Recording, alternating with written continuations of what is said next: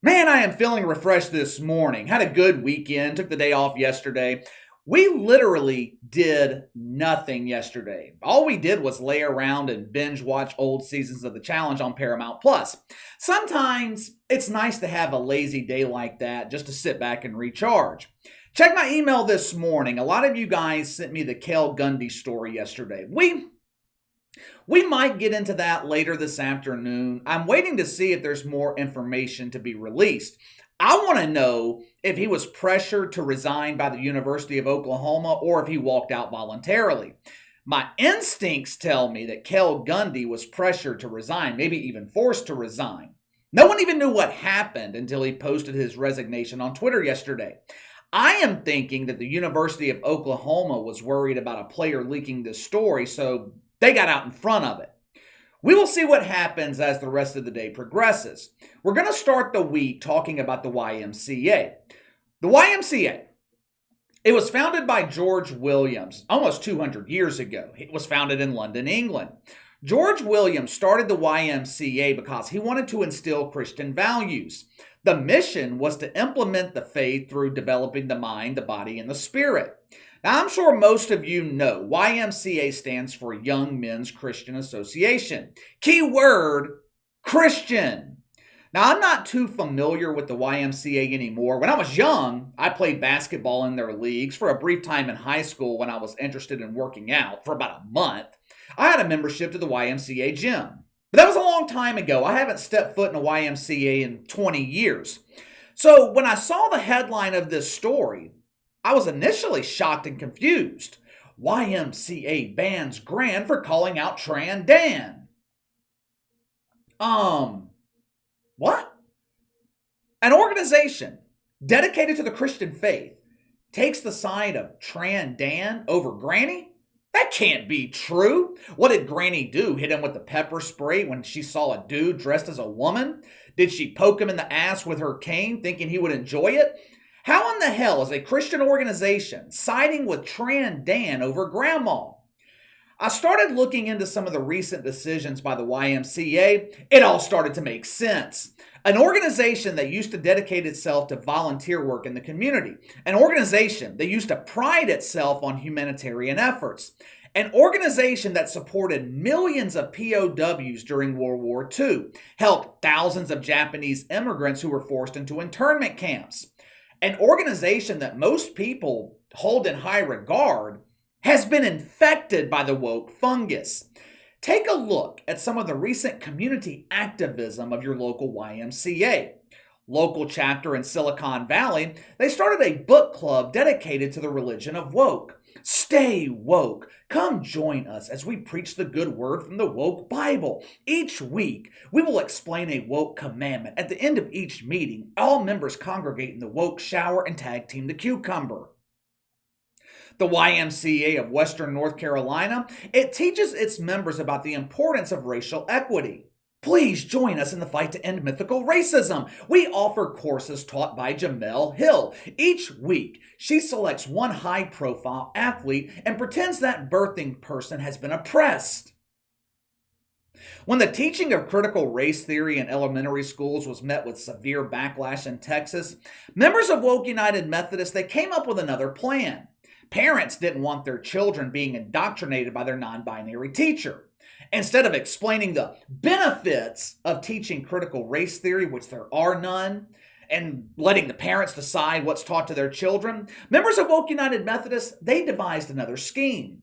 They began teaching CRT to children at after-school programs held at the YMCA. Now, as you can see, the YMCA isn't just infected with the woke fungus, they are actively spreading the disease. Julie Jaman, she is an 80-year-old grandmother living in Port Townsend, Washington. She has been a member of the YMCA for over 40 years. On July 26, just a couple of weeks ago, she heads up to the Y for her daily visit to get her exercise swimming in the pool. Julie is doing her best Leah Thomas impression, swimming laps back and forth in the pool. Unlike Leah Thomas, Julie doesn't have a propeller in her pants, so she's not nearly as fast as Leah, but she's doing her best. Julie finishes her swim, grabs her towel, makes her way to the showers. Now, even though she's 80 years old, Julie still has 20/20 vision. She looks up, she sees the sign that says men. She looks to her left, sees the sign that says women. She looks down, doesn't notice anything protruding from her pants. Julie has confirmed that she is indeed a woman. So, she enters the women's showers. There are 4 or 5 young girls, possibly minors, utilizing the facilities. But Julie notices something wrong. She hears a man's voice in the women's locker room. That doesn't seem right. What the hell's a dude doing in here? Maybe he works in maintenance and he's fixing the toilet. Perhaps the shower's not draining properly. He's fixing the drain. Or maybe the soap dispenser's empty. He's refilling the soap. Julie turns around to see where the voice is coming from, and she notices a man wearing a fucking bikini. Sonny, what the hell's wrong with you? Why are you wearing women's clothes? Are you some kind of freak? No, ma'am, I belong in here. Let me try to explain. You see, I identify as a woman. Sonny, do you have a dick? Unfortunately, I do. Then you're a man. Get the hell out of here. How dare you misgender me? I am woman, damn it! You have violated the woke commandments twice. You dead named me and misgendered me. Julie was concerned that this dude was using the showers to spy on young girls. Like I said, there were 4 or 5 of them in the room. Then you have some dude pretending to be one of them. Julie reached out to Wendy Bart, the CEO of the local YMCA in the area. She explained to Wendy that she's got a serious problem. There's a peeping Tom in the women's locker room. As it turns out, the peeping Tom's not a member of the YMCA. He's a fucking employee. He works there. In the 80-year-old mind of Julie, this could open up the organization to serious lawsuits.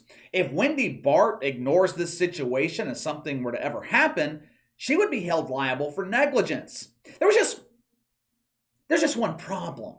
You see, Julie is still living in 2019. Her mentality is outdated. She's not down with the butt bongo. We cannot have this dangerous mindset in our facility. The YMCA welcomes all members, except those who are what we call cisgender. Instead of Wendy Bart firing Peeping Tom, she bans Julie for life. A member of 40 years kicked out of her gym for reporting a peeping Tom in the girls' locker room? What the fuck is going on here? CEO Wendy Bart claimed, intolerance has no place in my facility. You will not discriminate against Tran Dan. Just because he has a cucumber doesn't mean he's a man. It just means he doesn't have to go to the grocery store before making woke love. Wendy Bart told Julie that she was not following the YMCA's principles and values. Young Men's Christian Association. You would think their values are derived from the Bible. You know, the Word of God. But no. The new and improved YMCA, they get their values from the woke Bible. According to the woke Bible, age is only a number. 29-year-old Sheldon is perfectly within his rights to shower next to whoever he pleases. 50-year-old Sherman, he's allowed to send his woke mating call in the male locker room, female locker room, non-binary locker room. Julie naively complained that women were not given fair warning. They would be showering next to dudes.